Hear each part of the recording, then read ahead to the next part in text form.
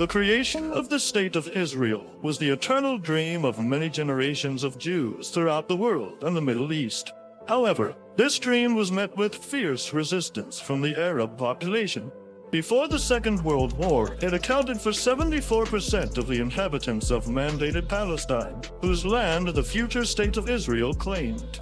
The Jews insisted that this land had been their homeland since biblical times. The Arabs, on the other hand, strongly opposed them because of the fact that for centuries they had formed the national majority on this land.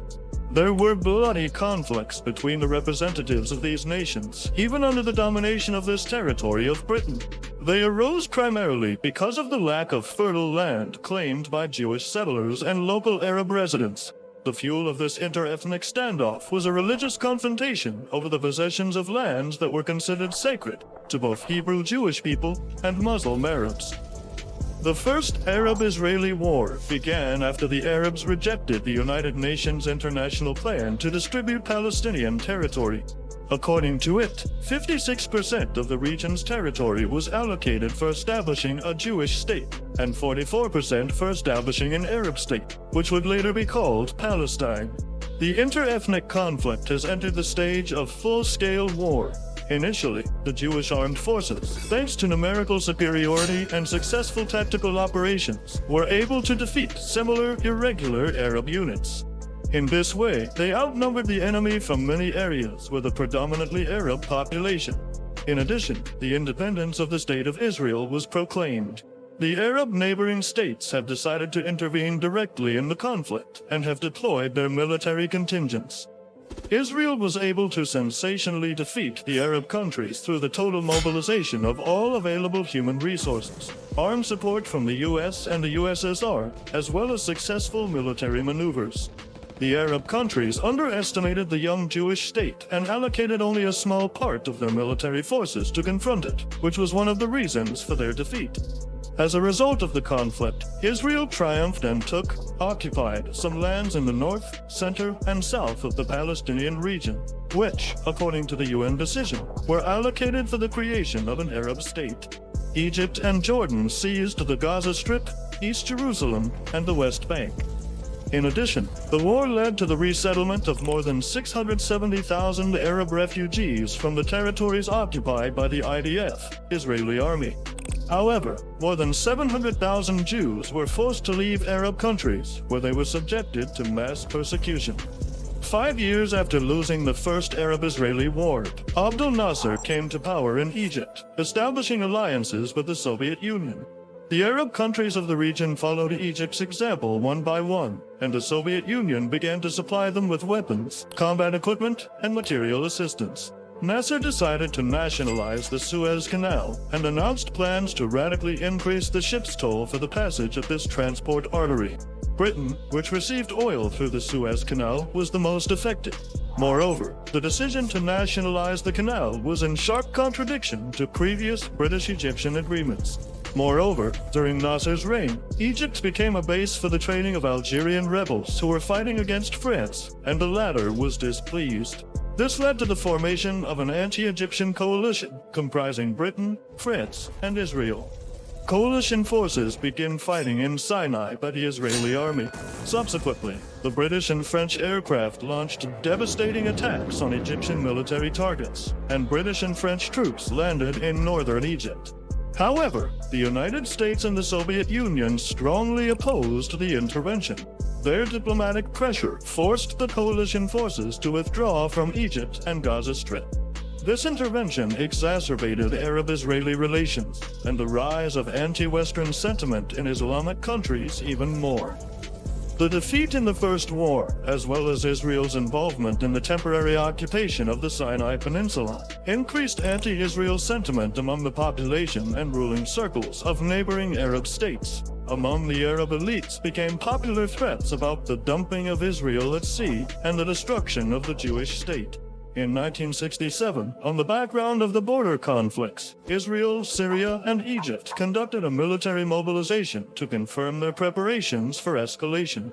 The forces of the opponents were unequal, the Israeli army had 264,000 soldiers, of whom 214,000 were reservists, more than 300 combat aircraft, and more than 1,000 tanks.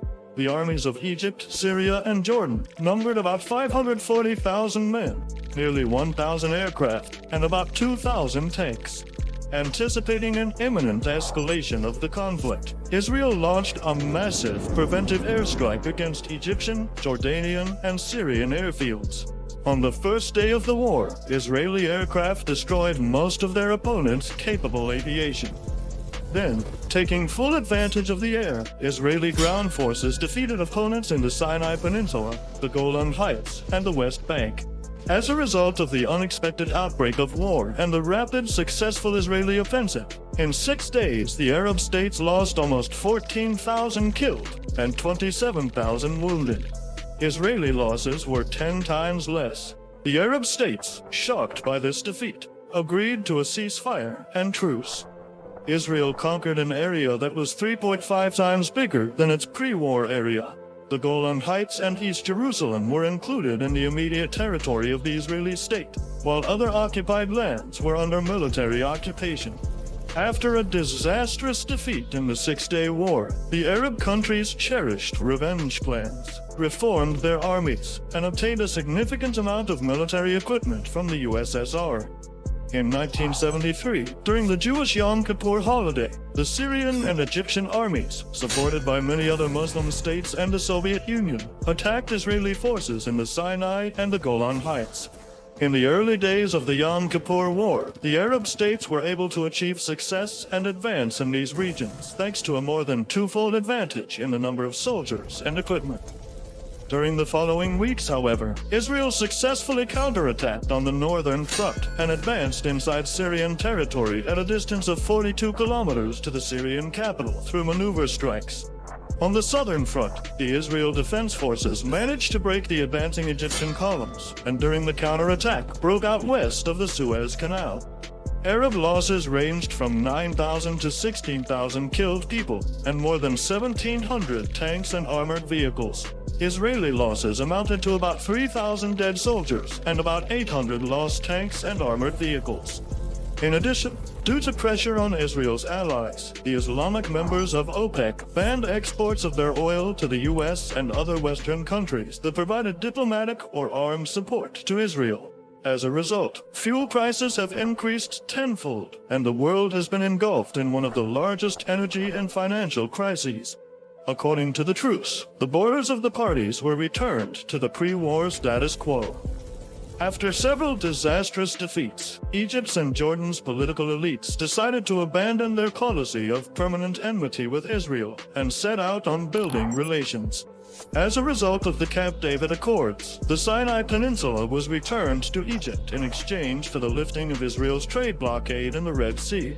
However, other Arab states remained hostile to the Jewish state and provided substantial resource support to the Palestine Liberation Organization, which was struggling to establish a Palestinian Arab state using guerrilla and terrorist methods. In the 1970s, a civil war broke out in Lebanon in which Palestinian militants, Syrian armed forces, and Iranian units, which later became known as Hezbollah, took an active part. These forces opposed the current Lebanese government and simultaneously launched shelling or sabotage raids in northern Israel. Israel launched a military special operation in the region, attacking primarily the military bases and equipment of his opponents in Lebanon and southwestern Syria by the aircraft. Then, columns of Israeli tanks and armored vehicles under cover of infantry entered southern Lebanon and, despite the fierce resistance of Hezbollah and Palestine Liberation Front fighters, cleared the region from the opponents. The Israeli allies in the operation were Lebanese Christian combat units. In order to destroy the militants' military infrastructure, the Israeli army also bombed the civilian areas in which the installations were located, causing significant civilian casualties and increasing anti-Israeli sentiment in Lebanon. In addition, the Israeli army stormed Beirut, the capital of Lebanon, and de facto occupied southern Lebanon to create a buffer zone between Hezbollah militants and northern Israel. In the first 40 years following the establishment of its state, Israel was almost always threatened with annihilation by the armies of numerous neighboring countries.